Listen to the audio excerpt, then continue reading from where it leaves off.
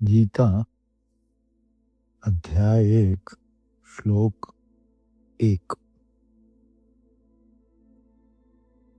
धृतराष्ट्र बोले, हे संजय, धर्म के उस कुरुक्षेत्र में युद्ध की इच्छा से इकट्ठे हुए दुर्योधन आदि मेरे पुत्रों ने एवं युधिष्ठिर आदि पांडु पुत्रों ने क्या किया। इस पहले वाक्य से श्लोक से गीता की शुरुआत होती। धृतराष्ट्र आंख से अंधे हैं, लेकिन आंख के ना होने से वासनाएं नहीं मिट जाती। आंख के ना होने से कामना नहीं मिट जाती। काश सूरदास ने धृतराष्ट्र का ख्याल कर लिया होता तो आंखें फोड़ने की कोई जरूरत ना होती।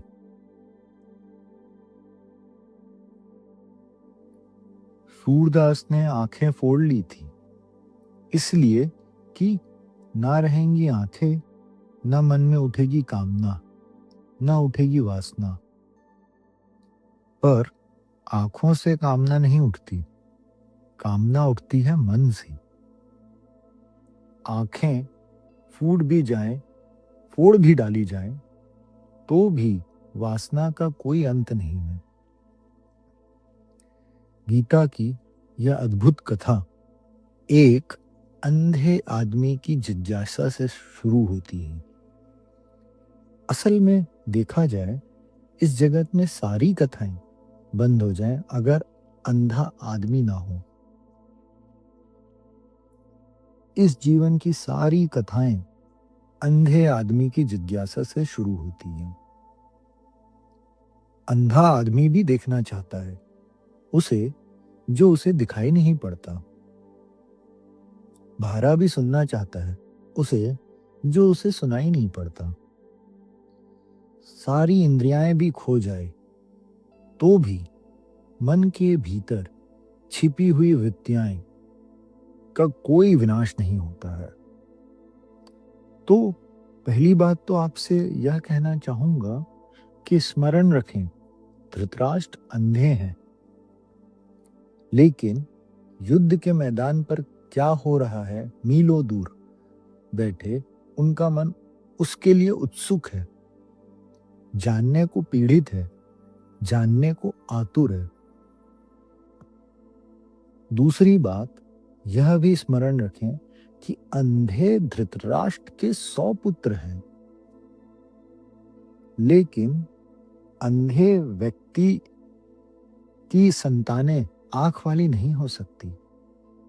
भला ऊपर से आंखें दिखाई पड़ती हो, अंधे व्यक्ति से जन पाता है, लेकिन भीतर की आंख पाना मुश्किल है।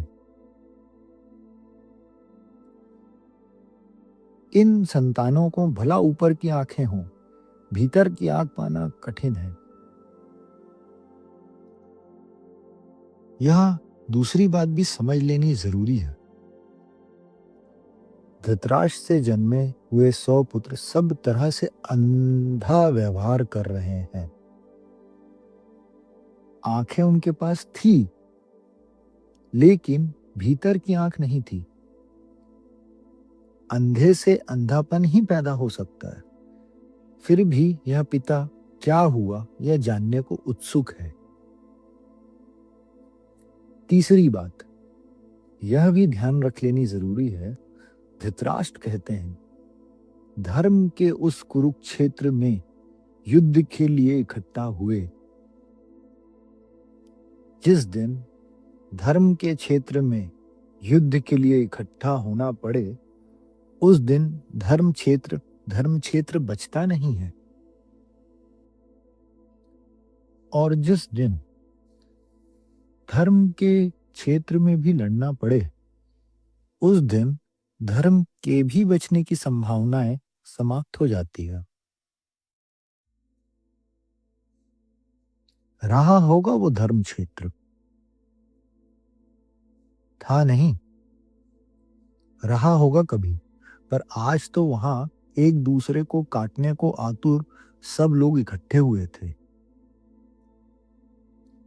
यह प्रारंभ भी अद्भुत है। यह इसलिए भी अद्भुत है कि अधर्म क्षेत्रों में क्या होता होगा उसका हिसाब लगाना मुश्किल है। धर्म क्षेत्र में क्या होता है यह धृतराष्ट्र संजय से पूछते हैं कि वहां युद्ध के लिए आतुर मेरे पुत्र और उनके विरोधियों ने क्या किया, क्या कर रहे हैं, वह मैं जानना चाहता हूं। धर्म का क्षेत्र पृथ्वी पर शायद बन नहीं पाया अब तक, क्योंकि धर्म क्षेत्र बनेगा तो युद्ध की संभावनाएं समाप्त हो जानी चाहिए।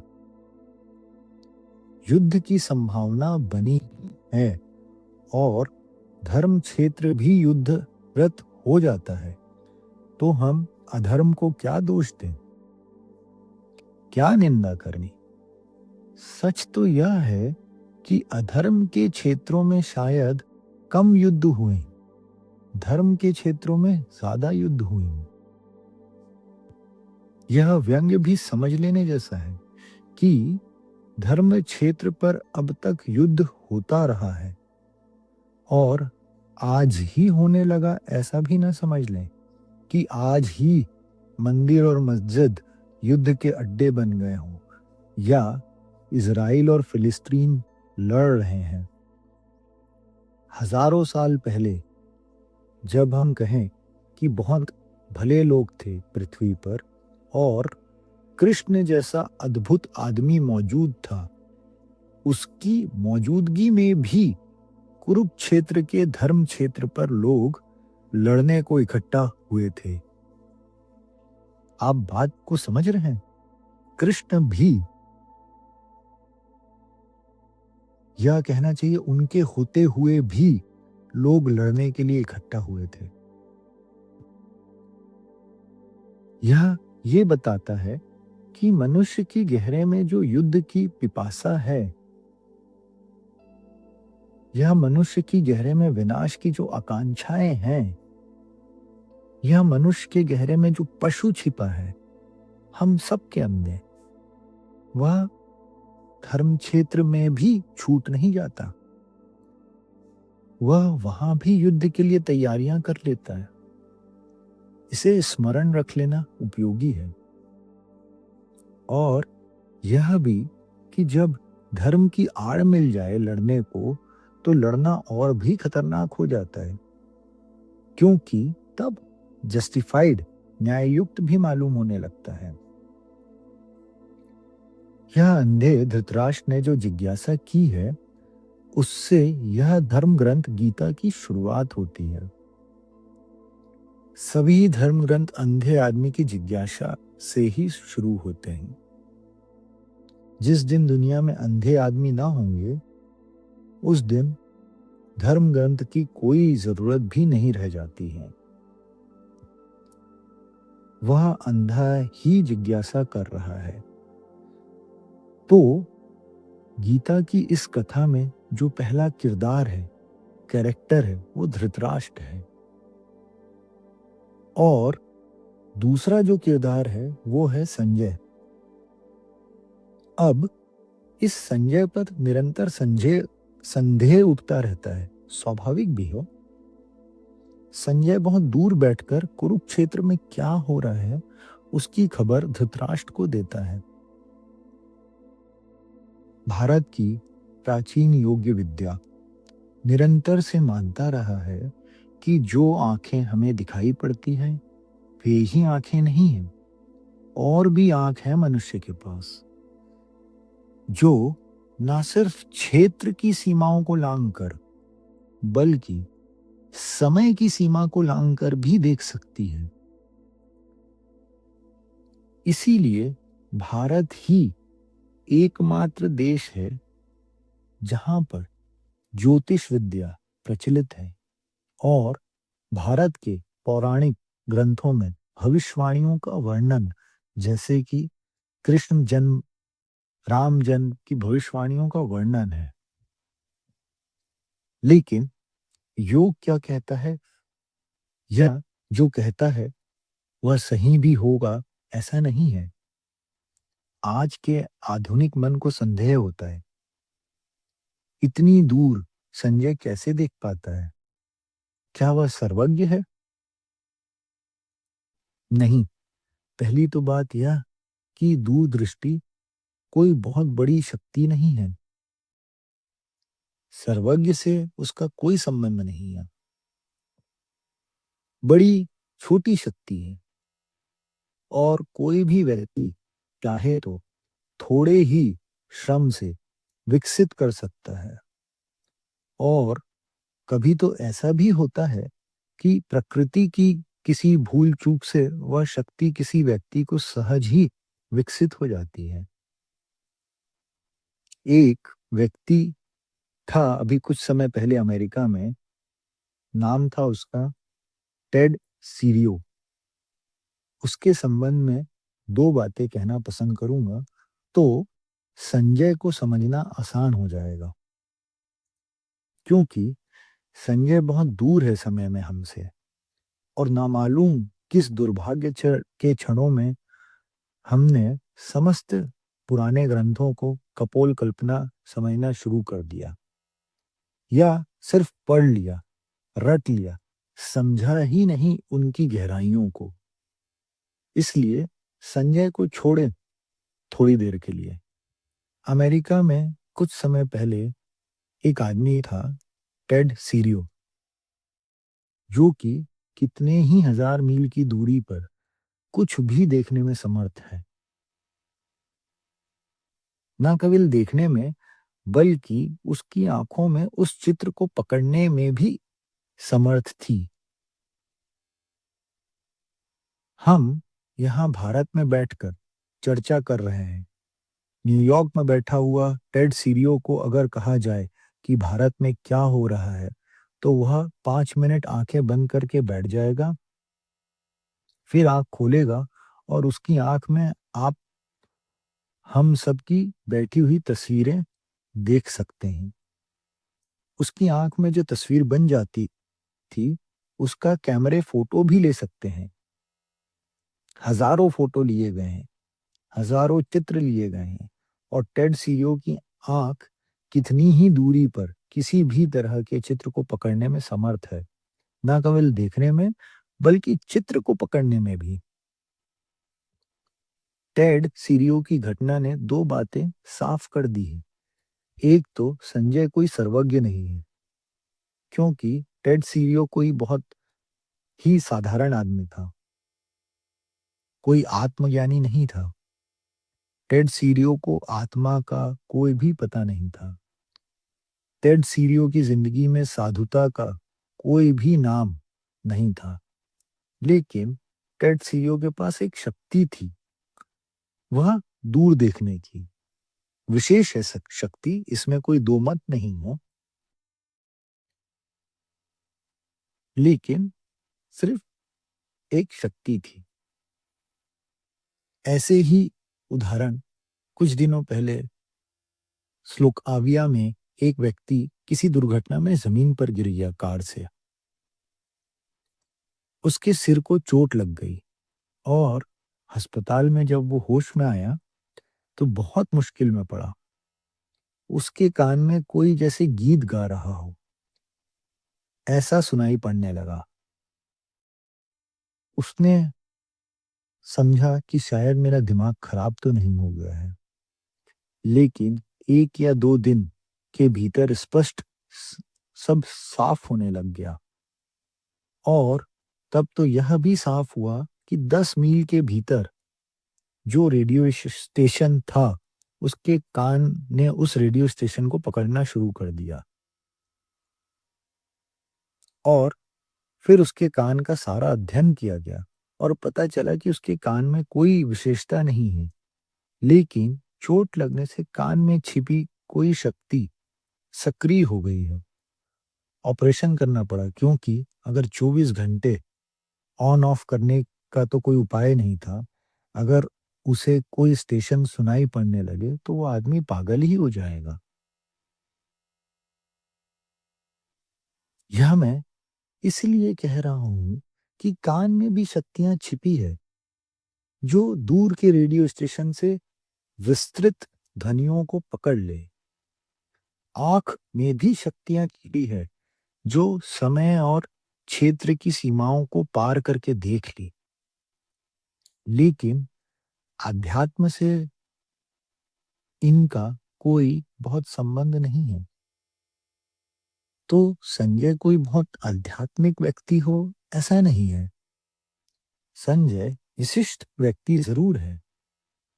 वह दूर युद्ध के मैदान पर जो हो रहा है उसे देख पा रहा है, और संजय को इस शक्ति के कारण कोई परमात्मा, कोई सत्य की उपलब्धि हो गई हो, ऐसा भी नहीं है। संभावना तो यही है कि संजय इस शक्ति का उपयोग करके ही समाप्त हो गया हो। अक्सर ऐसा होता है। विशेष शक्तियां व्यक्ति को बुरी तरह भटका देती है। इसीलिए योग निरंतर कहता है कि चाहे शरीर की सामान्य शक्तियां हों और चाहे मन की साइकिक पावर की विशेष शक्तियां हों, शक्तियों में जो उलझता है वह सत्य तक नहीं पहुंच पाती। पर यह संभव है, और इधर पिछले 100 वर्षों में पश्चिम में साइकिक रिसर्च पे बहुत काम किया है, और अब किसी आदमी को संजय पर संदेह करने का कोई वैज्ञानिक आधार पर भी नहीं रह गया है। और ऐसा ही नहीं कि अमेरिका जैसा धर्म को स्वीकार करने वाला देश में ऐसा हो रहा हो। रूस के मनोवैज्ञानिक मनुष्य की अनंत शक्तियों को स्वीकार निरंतर करते चले जा रहे हैं, और सिर्फ स्वीकार ही नहीं कर रहे हैं, बल्कि अध्ययन कर रहे हैं कि ऐसे व्यक्ति और व्यवस्था बनाई जा सके कि दूर से बिना यंत्र के देखे जा सके, सुना जा सके, खबर भेजी जा सके। इसके लिए रूस और अमेरिका दोनों की वैज्ञानिक प्रयोगशालाएं अति आतुर है। इसीलिए जब हम वहां की साइंस बेस्ड मूवीज जैसे कि एक्समैन, मैट्रिक्स या इंसेप्शन देखेंगे, तो आपको कंट्रोल्ड, बड़ी ही नियंत्रित तरीके से साइकिक पावर को इस्तेमाल करते व्यक्तियों को देखा जा सकता है। इन विज्ञान के अध्ययन पे बनी हुई मूवीज को नजरअंदाज करने की गलतियां ना करना।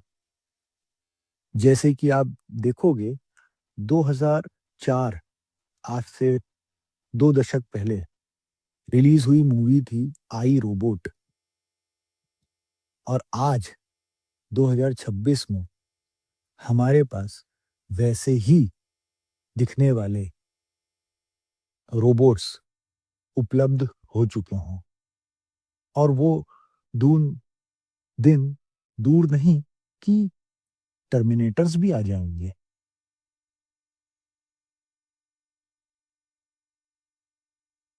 और बहुत देर ना होगी कि रूस और अमेरिका दोनों के पास संजय होंगे, हमारे पास नहीं होंगे। संजय कोई बहुत आध्यात्मिक व्यक्ति नहीं है, लेकिन संजय के पास एक विशेष शक्ति है, जो हम सबके पास भी है और विकसित हो सकती है। मैं इस बात को जोर देके इसलिए कह रहा हूं, क्योंकि इस कथा में जब आगे मुख्य किरदार कृष्ण आएंगे, वो इन शक्तियों के बारे में विस्तार से चर्चा करेंगे। तब आपके भीतर तनक भी संदेह ना हो कि ऐसा मुमकिन हो या नहीं हो। तो आपकी तैयारी हो उनको समझने की। इसीलिए मैं इस पे ज़ोर देके कह रहा हूँ। अब आगे के ब्लॉग में बात करेंगे। धन्यवाद।